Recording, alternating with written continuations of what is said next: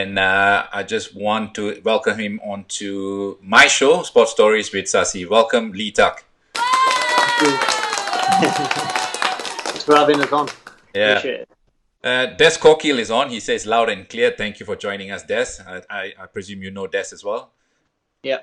Not many people who don't know Des Kokil, part of the world. So thank you, Des, for joining us. Mohsin Samad, he's also joined us. Nabil, Simon Sia, thank you guys for joining. First of all, I'd like to apologize. I haven't been as consistent as the last couple of weeks in terms of making sure that I broadcast Monday, Wednesday, and Friday, because a lot of things happening. I've just started a small business with my two boys. They're 7 and 9, so we got a project to sell T-shirts online. So that takes a lot of time. And all of a sudden, we've got about 20 people who have joined my Facebook group, and we are just having a bit of fun teaching the kids how to be entrepreneurs from a very young age. So that's always useful. Lee, it's about you. It's not about me. But let's get started. Tell us, what's your story? Where did you start? I know you come from lower leagues in England. You were born in England. You're 31 now. You live and play in Terengganu. But tell me, where did your story start? Yeah, so I'm just from a small town in England. Played for the academy at Halifax Town, which many people won't know this game. Since I was 12, so I joined a professional club at 12-year-old. Went pro 18 years old. Unfortunately for me, my pro career was stop and start, pro, semi-pro for 2 or 3 seasons in the conference. And then when I was 21, I made the decision to move to Thailand. I basically borrowed some money off my old man. Really? Quit my job, quit the team I was playing for, and left everything in England and just took a chance and went for a trial in Thailand.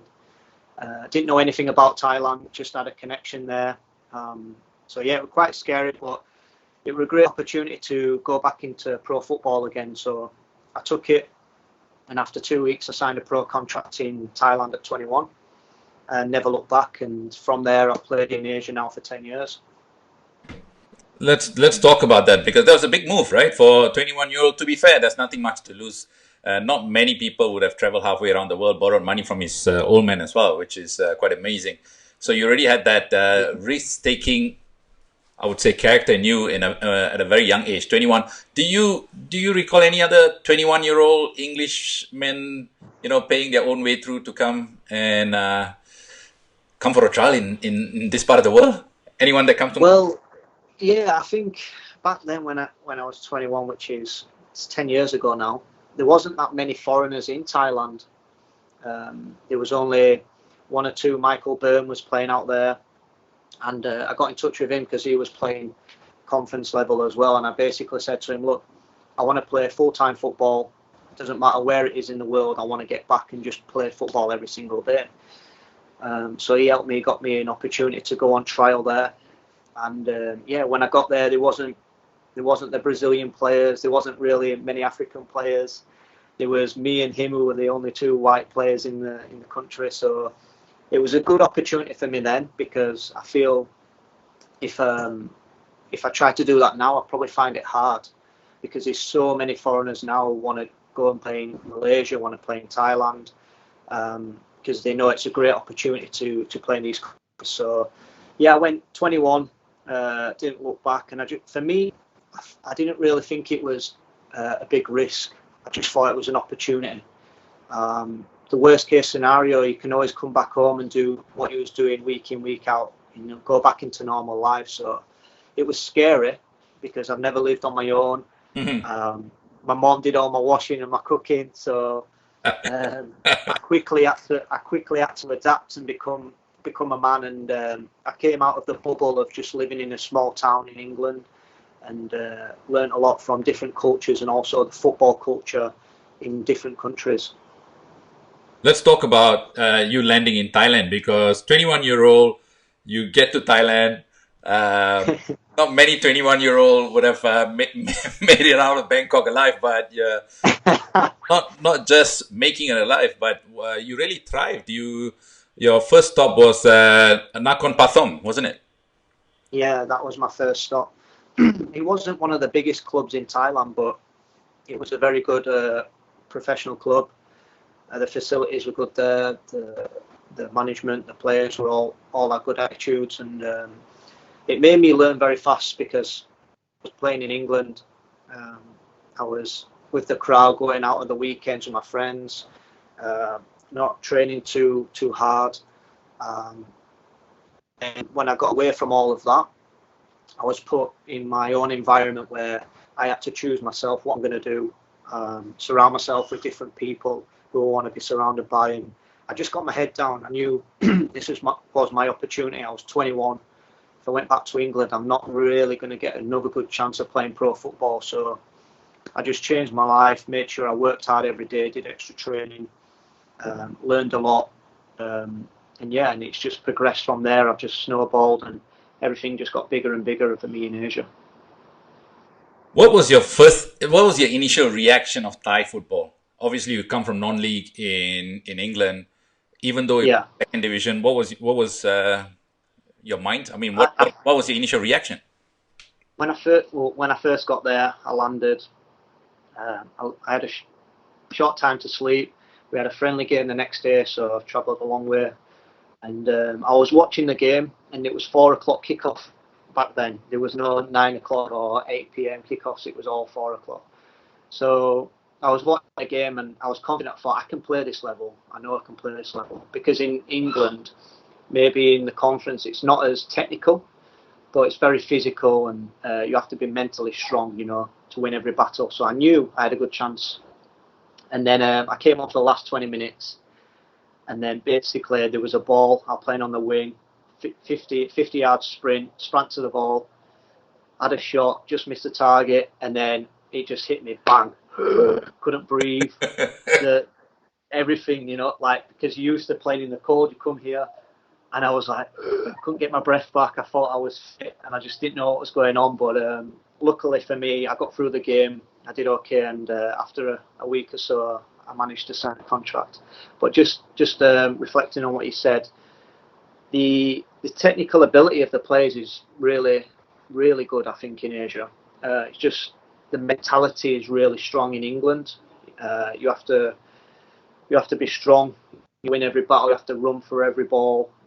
So there's different qualities from two different countries, and I think what I've done is I've learned to technically become a better player, but also keep that mindset and desire to win every battle. I want to talk about your next move, because you only played like 12 games for Nakhon. Did you come halfway through the season, or why was that just 12 games? Yeah, I just came halfway through. I played every game for them.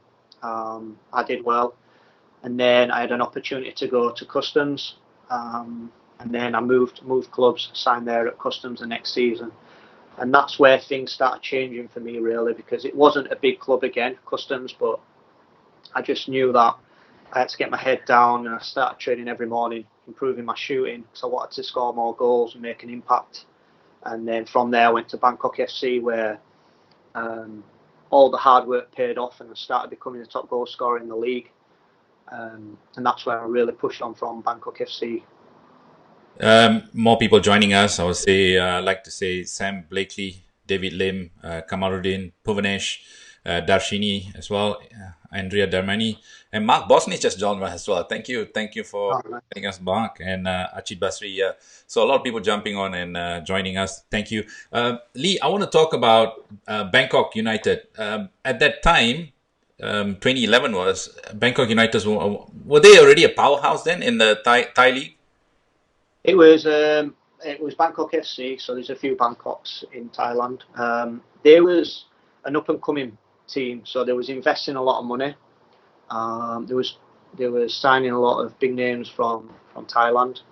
Zico became coach, the Thailand legend. Mm-hmm. But yeah, there was up and coming team, and I just managed to, as soon as I arrived at the club, just started scoring goals. Which before that I wasn't really scoring many goals. And that just all came down to practicing every day on my own, shooting. Became a habit of just going to the training ground at 8 o'clock in the morning and striking the ball at the goal. So yeah, I had a great time at Bangkok FC. and managed to score around 55 goals, 75 games, and really enjoyed it there. I had a spell of 3 seasons there with them. Yeah, that's amazing. I mean, for a midfielder, you're playing in midfield, 77 games. It says 51. I believe you have 55. Amazing. Yeah. That return for a midfielder is massive. But back then, I was playing either attacking midfield or striker. I was actually a striker. Okay. I played right wing, left wing. I was a winger at Nakhon Pathom. Okay. Then when I went to Bangkok FC, I played striker. And then I've slowly moved back into winger midfielder again. So now at Terengganu, I'm playing centre midfield. So I've played a few positions. As long as they're attacking, I've played anywhere throughout midfield and striker. I've just got a message here. Bahas Bola, he says, "Dude, I'm fasting. Stop drinking in front of the camera. I'm sorry." I know that as a back. It's just habit when I'm on this. I'm sorry. I'm culturally insensitive here. I will not drink during the show. I promise. I'll move away. But anyway, Bahas Bola, thank you. You guys always been a huge supporter of the show. You guys always jump on and give us your comments. Minkiat, he says, "Hi Sasi, hello, hi." Bahas Bola, straight away they are in there asking a question. When did you when you come to the topic of Terengganu, can you ask Lee whether he would fancy retiring there? We'll come to that all in a bit with Terengganu, but keep your questions coming. I really enjoy it. So Lee, we talked about being in Bangkok after scoring so many goals, like 77 games, 55 goals. Surely you must have secured a massive move, especially if you scored that many goals in Thailand. You must be a hot property. Yeah, it's a bit surprising actually because I spent 4 seasons in the second division. Even though I was scoring, week in, week out, there wasn't really that many clubs from the top league coming in and offering me contracts. I think what happened is, from what a couple of agents said, is once I spoke to these clubs, that basically turned around and said, yeah, he's really good. He scores a lot of goals in second division, but he's not a top division player.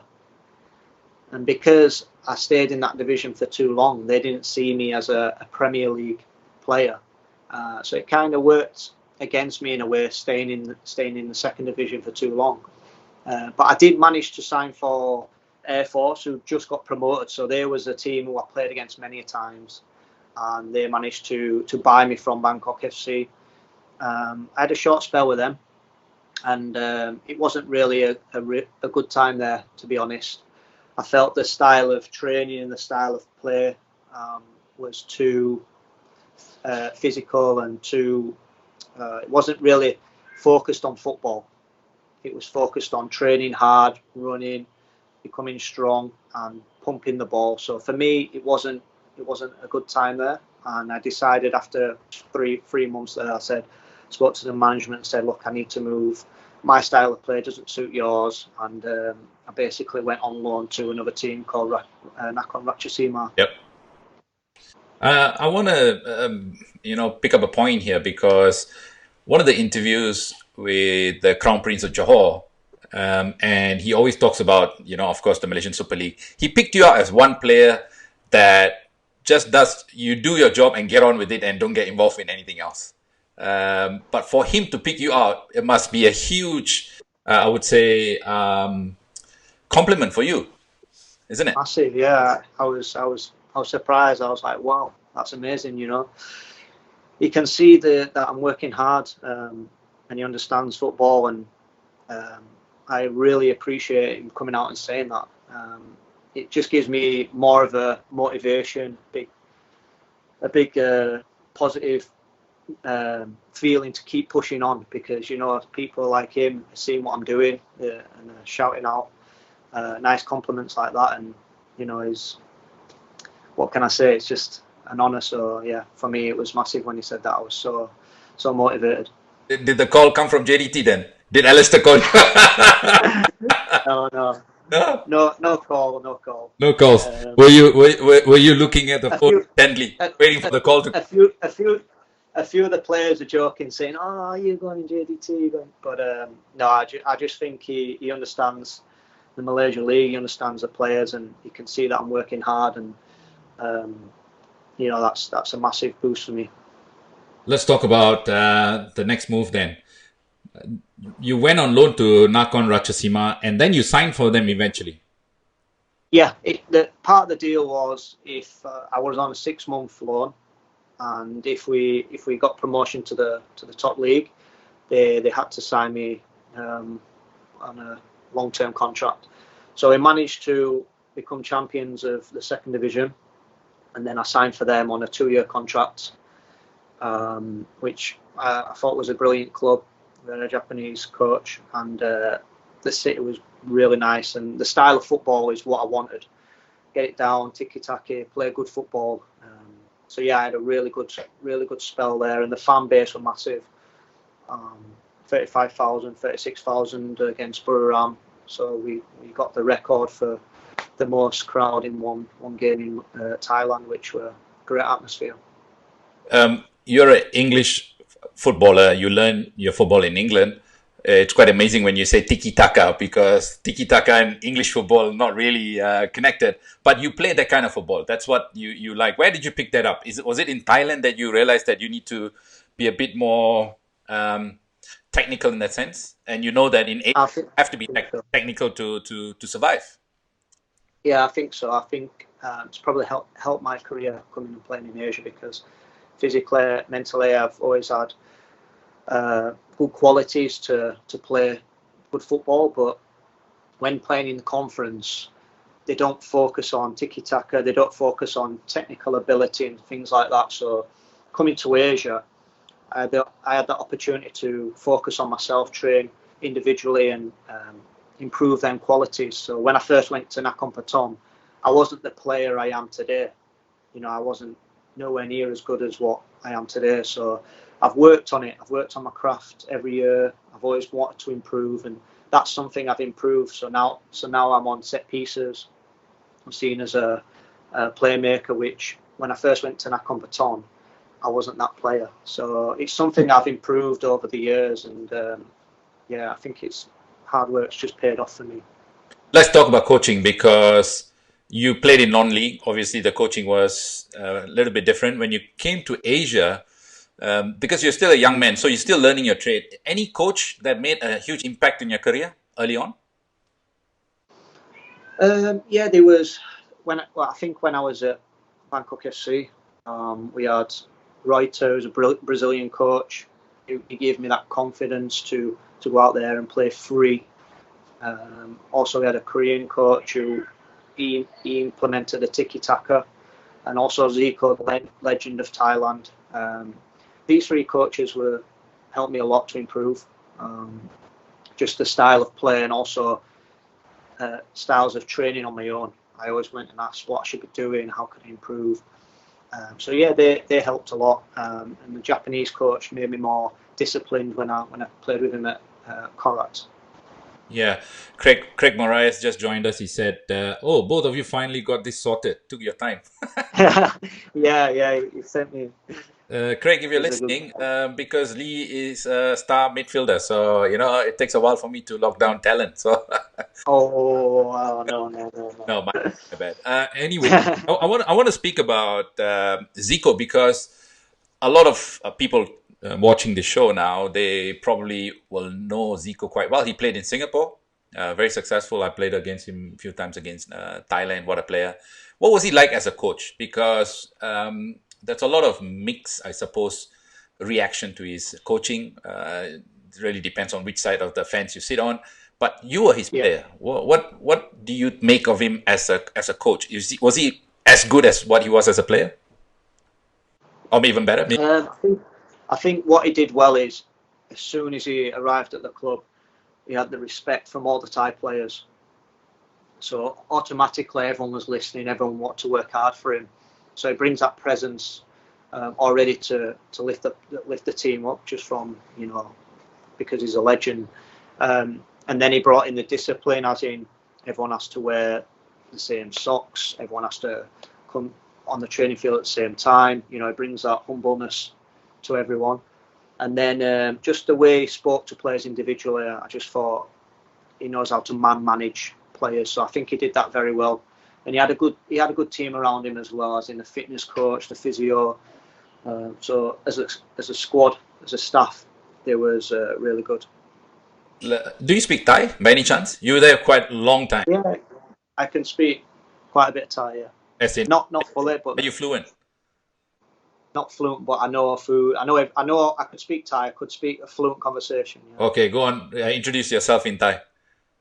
Oh, it's a long time since I spoke Thai. Sorry, Kap, Kunchu Li Tak Kap, Pom Sabadi Kap. Excellent. All right. Was it hard to learn? But I can't speak Malay yet. Nah, So, I was gonna. That was my next question. Do you speak Malay? no, not yet. I reckon Malay is easier than Thai. Probably, yeah. I think what I should do now in lockdown is just focus all my time to learn Malay, and then in maybe 2 months, who knows? Yeah. Maybe I can speak fluent. How would you sum up your time in Thailand? In Thailand, Yeah. I think it was a success because I don't regret anything from my football career. I had a great lifestyle there.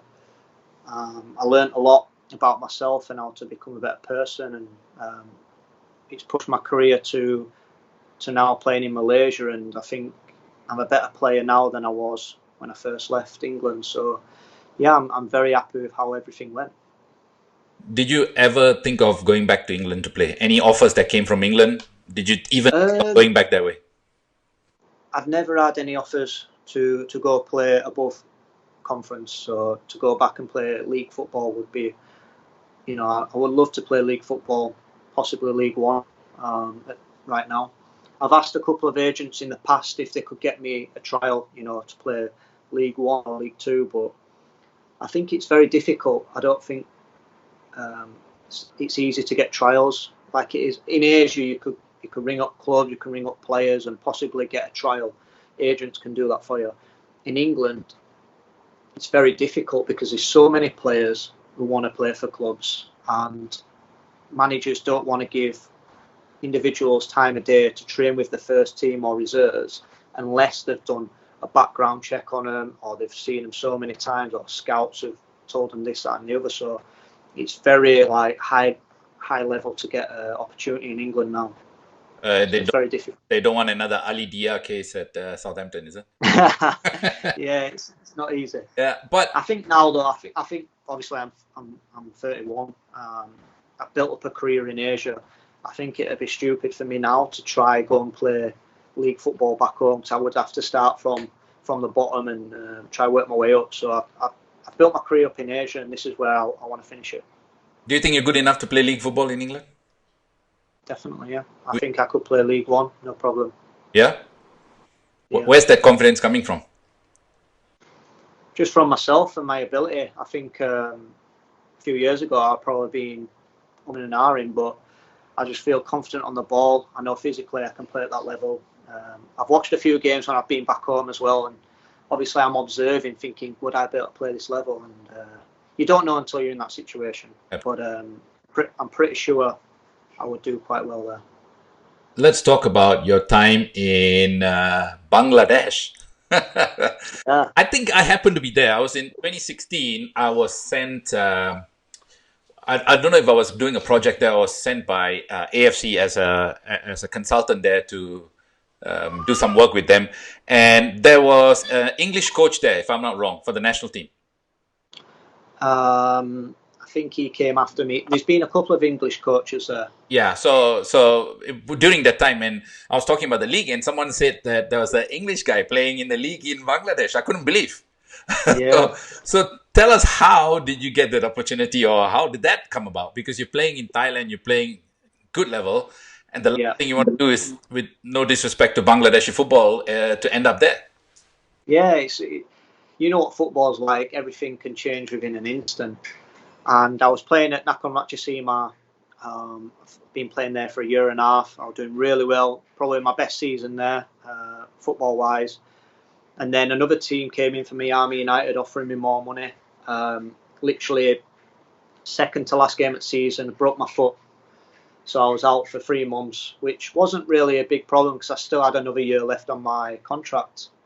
But all of a sudden, the club decided that they want to get rid of me. I had a bit of a fallout with the management, and they tried to screw me a little bit. They stopped paying my salaries, and I was in a bit of a tight situation because I came back for pre-season. The window was closing within a week's time. The club stopped paying me, and then I had a decision to either go to FIFA and not have a club and wait for that to go through, or an opportunity came to go play in Bangladesh. The money was better, signing on fee. Didn't know anything about the league, and for me, I was worried about not having a club for 3 months with a broken foot. So I didn't want to stay in Thailand for 3 or 4 months and wait for the next window to open. I wanted to stay in the game and keep playing. So I said to myself, okay, I'll take this opportunity, play half season there. Then when that's done, I'll come back to Thailand and play the second window. So I ended up signing for Bangladesh. Basically flew over with the agent. It was night time. Got there, the traffic's crazy. Everyone's beeping. I'm just like, me and the agent are laughing like, what, this is nuts. Get to the clubhouse, and then it's pitch black, so you can't see anything.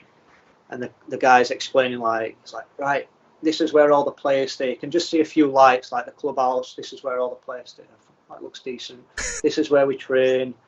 This is where the office is, coming to the office. So I'm thinking, oh, it's a good complex. They've got like training field. They've got all the teams staying there. Go in the office. The office is nice. All the trophies are up there because they've won a lot of trophies. And then, they sit down, tell us a contract, which we already negotiated. I sign. I think, yeah, this is all right now. Decent player for maybe 4 or 5 months and go back to Thailand. Next day, I go back to the training field and I just see the training pitch. And I'm like, oh my God, no way. It was like dust. There was hardly any grass. Yeah. And I was like, I just rung the agent and I said, look, I can't play here. So I've just come back from a broken foot. And it's dust. It's like rock hard mud, dirt. Yeah. He said, it's up to you what you want to do. And I just thought, right, I'll give it 2 weeks, see how it is. And I was training in artificial trainers. That's how bad the pitch was. Yeah. Anyway, I've been to their ground, Ambahani. I've been to their ground. It's, you can't, right now, maybe you can find the National Stadium of Bangladesh. They have really good pitch. Yeah. But everywhere else, it's, and it's funny you said you're just coming back from breaking your foot, because I can guarantee you would have broken another one if you're just training there. Yeah, so anyway, I think we had a month of training before any games, so I literally was just taking it so steady.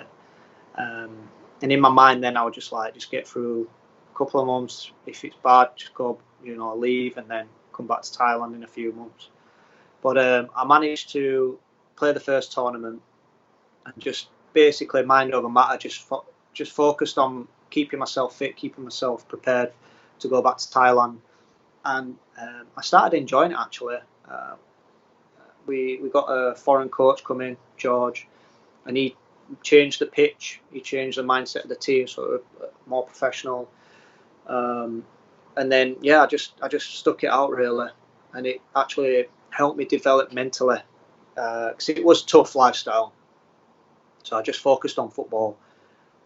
It was tough for my wife because she came with me as well. I was gonna ask you, were you there alone? Because with all due respect to Bangladesh, I've been there maybe 6-7 times. I did a project, stuff like that. But it's not a place that you want to live.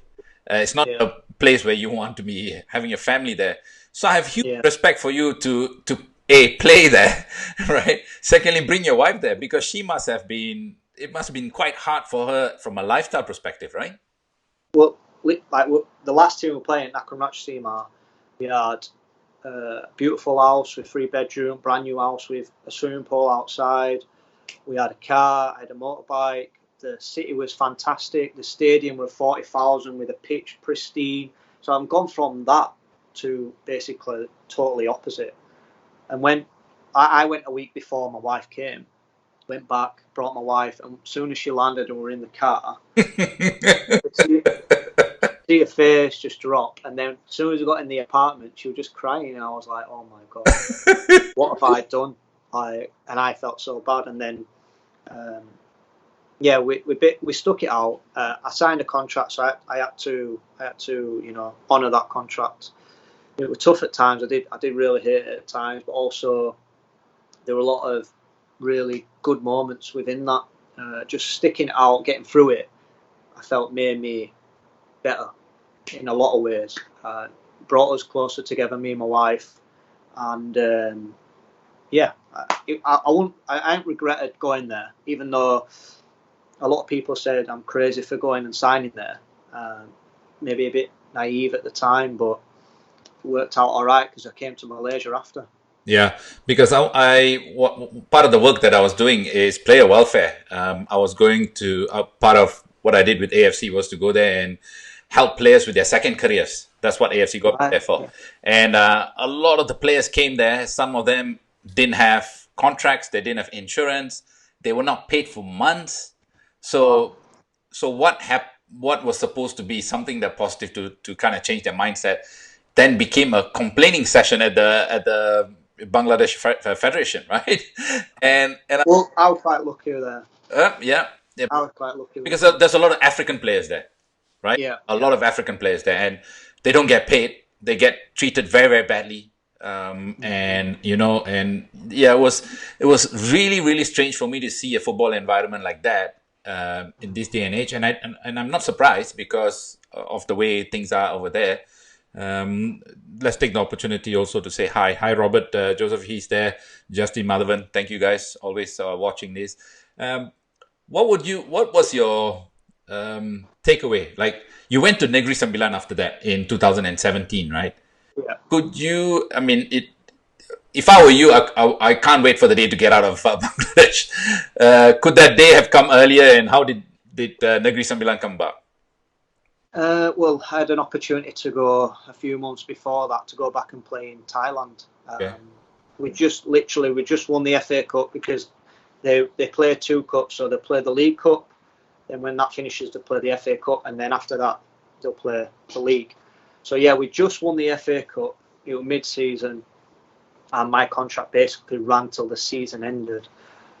So we won the FA Cup. I had another offer to go back in Thailand, and even in the final, like the FA Cup, I was just like, my mind was just focused on how am I going to get out of my contract, not like too much on the final. So basically, we won the final, and I just thought, this is an amazing feeling. But now I can go speak to the club and basically tell them that, right, I've give you something. I've helped the club. I've helped win the FA Cup. Please return a favour and let me leave now. I don't want to be here. So I had to sit down with the management and basically told them that and said, look, my flight's booked. I'm leaving tomorrow. Just please sign this document to release my contract. And they would basically won't sign it. They said, if you leave, then obviously we'll have to report it. So I had to basically just bite my lip, get my head down, and just see out the contract till the end of the year. Which I'm pretty glad happened because we won the FA Cup and we won the league unbeaten. So we won we didn't lose one game all season, which is the first time in history in Bangladesh. So that were a great feeling, and just being in a winning team week in, week out was fantastic. So there's a lot of positives that came from Bangladesh, and also the club did look after me really well. I know, like you said, some Africans, some players have been treated bad. The club treated me really well, looked after me, made sure my lifestyle was the best it could possibly be. And then the opportunity came to go to Malaysia at Negri, and I had to actually go for a trial before I signed. Oh, okay. And my contract was still ongoing with in Bangladesh. We had a few days off, so I basically said, look, I'll go for a trial while I've got these days off, and then I'll have to come straight back to Bangladesh and carry on with the season. So I flew over to Malaysia for 3 days, played 2 friendly games. They was happy to sign me, so I signed a pre-contract, and then basically went back and finished the season with Bangladesh. But yeah, it was a big pressure because I wanted to go and play in Malaysia so much, and it was a great start. I went to went to Negri at New Year's Day, and that's where it all began. Who was the coach then at Negri at that time? York. York Stampona. Yeah, okay. Yeah. Played against York. Yeah, York was coaching in Singapore for quite a few years. Yeah, he had a good spell in Singapore.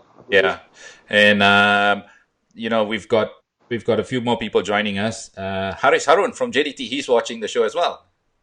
Singapore, nice. and Jason Smith and a few more people joining us. There is a question from Suresh Nair. I don't know how sensitive this is going to be, but you can choose not to answer it. He goes, how much was Lee getting paid as a professional in Bangladesh? You can choose not to answer it. Yeah, of course I'm not going to answer that. Okay. Okay. All right. Cool. Let's move on. All right. Negri Sembilan. Your wife must have been happy to move to Malaysia. Yeah, I think that was probably the best New Year's we've had. So we celebrated in the hotel, and for me as well. Just for me, I take it very personal how she lives her lifestyle and what I'm providing, because she's sacrificed a lot to come live in Asia with me, being away from her family and building a life on my career. So I've got to provide the best I can for her. So it was something that I needed to do for her after a solid year in Bangladesh. So what did you? Now you played, I would say 5-6 months in Bangladesh. You came to Negri Sembilan. Yeah. What was the level like? Was it a step up, or because Negri at the time were Division 2, right? They were not in the Super League at the time. Yeah, I think the level of football is better, obviously, in Malaysia than Bangladesh, but I'm more than comfortable playing in Bangladesh. I had 6 years in Thailand, so I was very comfortable coming to Negri, felt confident, had a good season with them, and from there I got spotted from Terengganu, so I'm quite lucky to get moved there and move up to the Super League. Who else were the foreigners there? So we had Bruno Suzuki. He played in Singapore for a few years. Who's Bruno Suzuki from Albirex? From Japan. And yeah, probably played for Albirex, yeah? Yeah. He might play for Home United as well. Okay, yeah, probably, yeah. Anyway, so I played with Bruno, Marco Simic, who's playing in Indonesia now, and Vidic. So we started really well. We won his first 7 games at Negri, top at league, flying, and then mid-season we drew too many games, and then we started dipping. We managed to get to the semi-finals of the FA Cup, but yeah, that was as far as we could go. But we had a great team, and then at the end of the season, Negri decided they wanted to change all foreigners, which they tend to do every season. So yeah, I moved. I already had an offer from Terengganu and Pahang, so that's where I decided to join Terengganu. And that's interesting you say that, because one of the reports I read, I think it was yesterday or today, shared by Steve Darby. You might know Steve Darby. He actually shared a report that said the number of the player churn in Malaysia in terms of foreign players that come and go. I didn't realize there was that many players coming and going, but the churn is huge. Yeah, I think that's a lot of Southeast Asian countries. Like Thailand were the same. Players coming and going. And people say, like, you've done well to stay in Thailand for 6 years.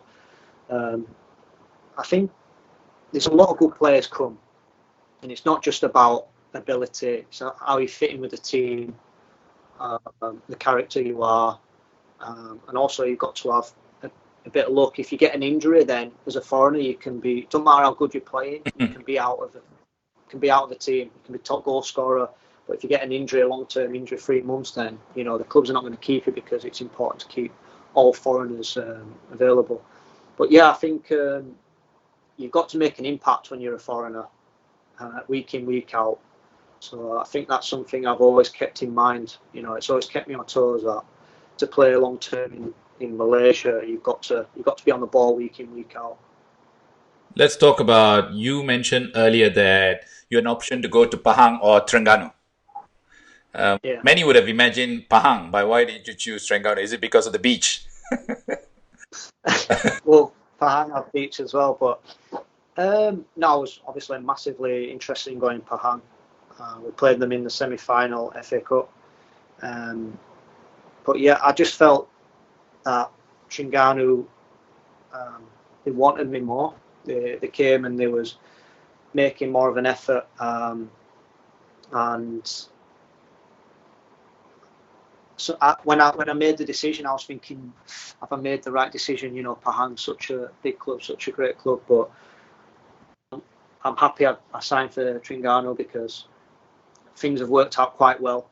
You know, I've had a good spell here. I'm now captain of the club, and I've played here quite a long time now, and I've got a good relationship with the fans, good relationship with the management and the players. So yeah, I don't regret signing here. When you look at the, you play with Faris Rami, right? He's there, isn't he? Yeah, yeah, Yeah. yeah, How's it like playing with him? yeah. Technically, very good. You know, very skillful, and he's a nice kid. You know, he's so positive, very friendly, gets on with everyone. And I think he can do something good here. You know, if we're a team now want to play football, if we can get the ball to him enough times, when we get back playing, I think he can make a good impact for this team. I want to talk about the Malaysian Super League. And right now, when you look at the way the Malaysian Super League is functioning, you got JDT who have set the bar super, super high. Brand new stadium, which looks brilliant. Looks, probably has to be one of the best stadiums in this part of the world. They've got the best players playing for them. They've got everything else. Then you got another group of teams, clubs trying to chase them. Is that healthy for the league? Yeah, why not? I think they're setting the standard that you'd have to follow. Realistically, they're not going to be able to follow at the same speed. But you know that's taking Malaysian football to the next level. You know, this is what we need. You know, they're setting the standard, and everyone's trying to keep up. You've got to look at Barcelona, Real Madrid. You know, they're setting the standard for that league, and everyone else is trying to chase. And I think, you know, why not? This is football. It's a competition. If you can do it, and everyone else has to catch up. So I think it's great. I'm excited to play in that new stadium. I think everyone else is. You know, even everyone from back home. You know, when they see what's happening in Malaysia, they can say, "Wow, you're playing at this level. These are the facilities you're playing against." You know, it's quite impressive, and not just the stadium. Obviously, that's unbelievable, but the facilities, the behind the scenes, the training facilities they're providing for the players. It's a dream come true for a lot of the players to play there. Terengganu is a club that really tries hard. They try and reinvent themselves. They, unlike JDT, they're probably not as, I would say, they have all the resources to go out there and make an impact in the league, but they really do punch above their weight in the sense that they try and do things maybe professionally more than most clubs. And even the Crown Prince of Johor, TMJ, he's also picked out Terengganu as a club that tries to do the right thing, right? Yeah. And when you look at the benchmark set by JDT, what is Terengganu doing in that part of the world to? That, like, I think, like you said, we're punching above what we should be doing. You know, I think what the club is doing now is they're bringing this style of football that we want to get it down and play football. We did it last season, but this season we started off fantastic, keeping possession, playing great football. The training facilities might not be as modern or as good as JDT or some other European clubs, but the style of football we're playing is high level. The coach, the management are on the same page, and now the players are listening, and everything's being reflected and going out on the pitch, playing great football. So we've got everything we need. You know, we don't need to have the flashy things. We've got training. We've got decent changing rooms. We've got a gym. We've got a good field to train on. That's most important. If you want to play good football, you need to have a good field, and that's one thing they've developed this season. They've made sure that the grass is the right length and it's flat and it's perfect to play tiki-taka football. And the club want to help the players. So for me, it's one of the best clubs in Malaysia by far. They're going in the right direction. They're building. But they're being smart, for sure. Let's talk about players. Any player in the Malaysian Super League that you think that should be playing in a different league now because he's too good to be? Safawi is playing. You know, he can play Europe. He's young, talented. He's playing as well as the import players. He steps up to the big games, and yeah, I think he's got potential. You know, to go on and do bigger things. Definitely, yeah. You have your own online coaching business as well now. Yeah, that's right. Where did that come about? How did that come about? I just think as a young player, I didn't really have an elite training system or someone to go to and speak to and think of how I can get better. So I think just providing some kind of training, some videos, some basic tutorials for kids who want to get better and improve, because there's so many players out there who are asking, how did you go play in Asia, or how do you get better, what do I need to do, work on fitness? And I get the messages all the time, so I just thought set something up where players can plug in, get some free training, and just give them some guidance. And it's quite rewarding for me to do that, and I'm sure it'll help some players. So that's 11x Football. I set it up beginning of this year, so people can just go onto the Instagram page, or they can get free training from the link on there. Cool, very nice. Talking about that, you're 31 now. How many years do you see yourself playing football? 31 young now. Yep, exactly. No, I feel fit. I feel physically in great shape.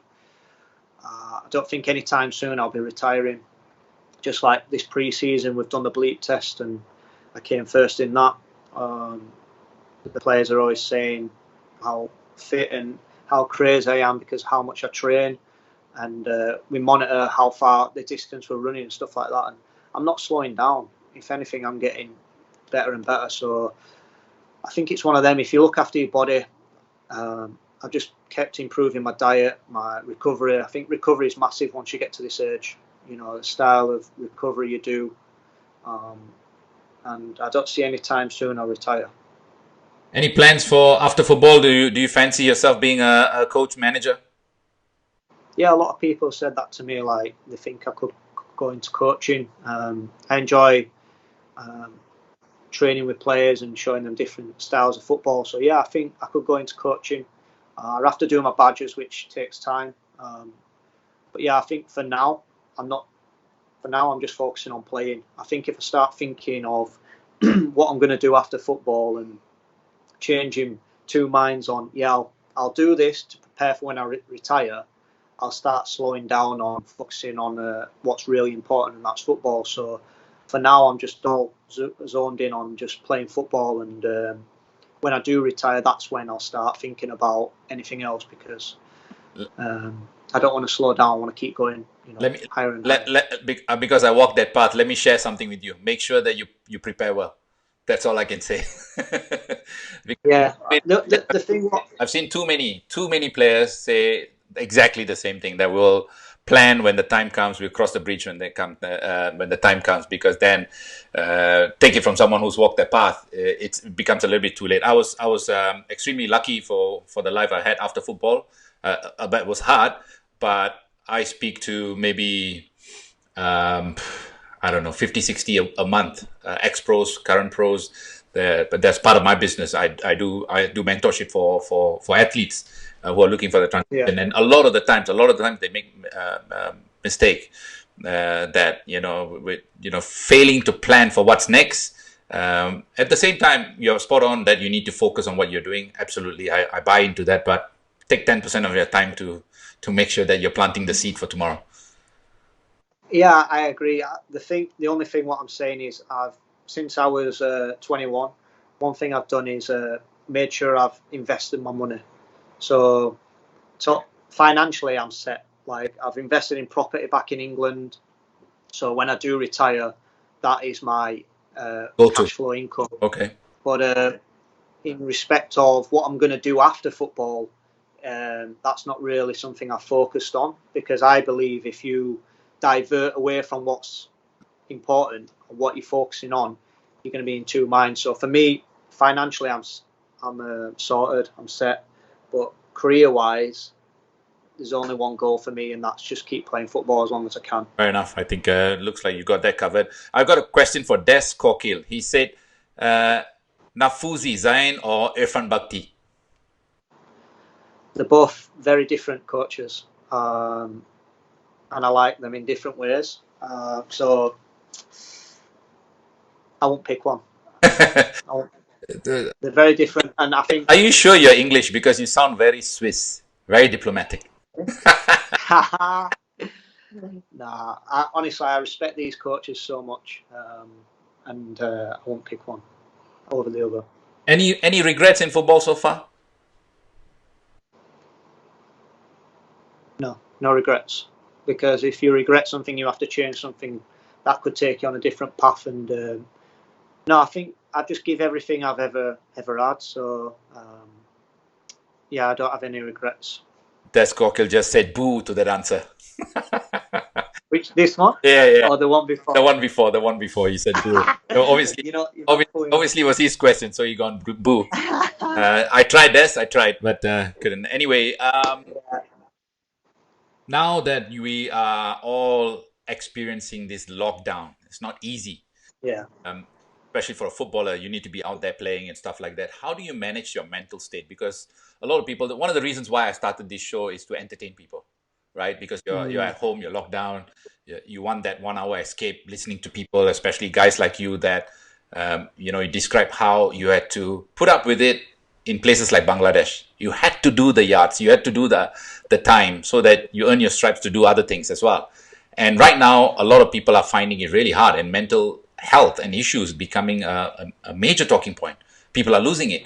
How would you, as a footballer, I mean, you're not a medical professional, but there's a lot to take away from athletes, especially footballers and stuff like that. How do you deal with such things? And, maybe share with us how you deal with these sort of things. Yeah, I think it's a great question.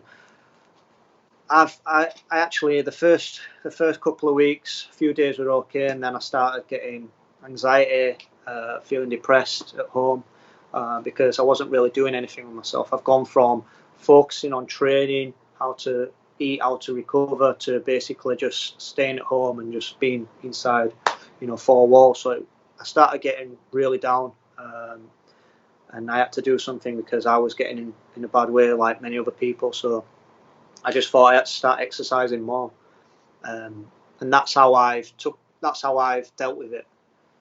So I've been getting up at 6 o'clock in the morning, making sure that the first thing I do is exercise, and it's just gone a bit escalated so much that I bought a treadmill, I bought an indoor bike, I bought a chest freezer to do ice recovery. And just got in a bubble of focus on training, how to improve endurance training, and just did a different style. And you've got to get something that takes your focus and something you can focus on. It doesn't have to be exercise. It doesn't have to be reading a book. It can be anything. As long as you're submerged in it and you can focus on that in a daily basis, then just keep yourself going and keep yourself focused on something that you can do. So basically, I just started focusing on endurance training. Started off with 5k running in the morning, tried to push it to 10k, and then I've been doing marathons, half marathons, and 2 hours on the bike. Yeah. And that's one thing what's helped me is just exercising and trying to improve my endurance times, really, because if I didn't have that, I would be in a bad way, to be honest. Yeah, because the more endorphins you create in your body, it neutralizes all that bad in your body, right? Yeah, I think that's right, and that's why I do it first thing in the morning, because if I don't set off the day right, I kind of get into a bit of a slump, and if I want to exercise midday, then I might not want to do it because I've got a bad, negative mindset. So first thing I do, wake up, I'll have a coffee, I'll do my exercise, an ice bath, and then I'm set for the day.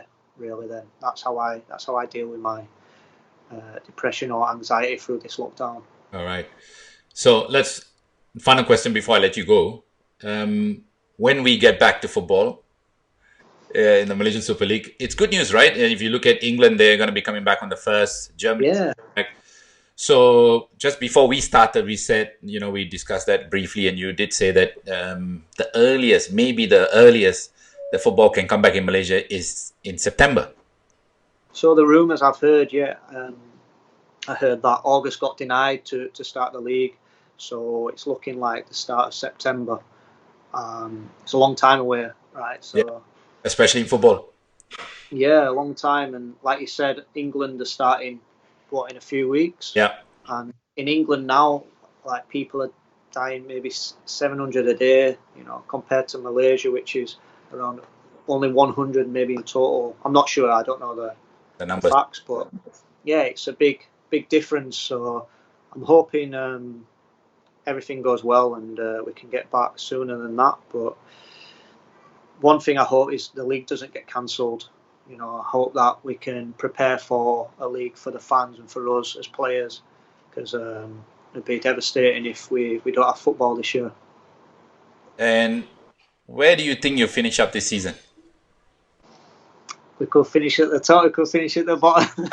And, if we play all the games in September, anything can happen. And, it can be exciting because anyone can win. It might not be JDT because, if you get an injury after 2 games in September, if you get a few injuries, if one team starts well for 1 month and they just get on a good roll, they win every game, anything can happen. So it would be exciting and different for all the games to get played in 6 weeks.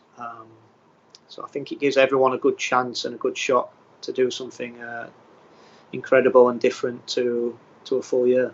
All right. Excellent. Thank you so much for your time. Really enjoyed it. And we wish you all the best. Keep running that 15 kilometers and stay fit. Hopefully we can see Terengganu challenge JDT for the title. Hopefully, yeah. Anything's possible. And I appreciate you having me on the call. I've enjoyed it. All right. Thank you so much. And for those of you who like such interviews, I will be back on Thursday. This time I've got Barry Whitbread and Zach Whitbread, our former national coach, and Zach, who actually grew up in Singapore and played for Liverpool. So we have that. And of course, I've also got my radio show, CNA 938, Sports Talk, Saturday and Sunday. So if you're in Singapore, tune in. Or even if you're around the world, I'll put a link on my Facebook. Thank you so much. Lee, you take care and all the best. Cheers, mate. Thank you.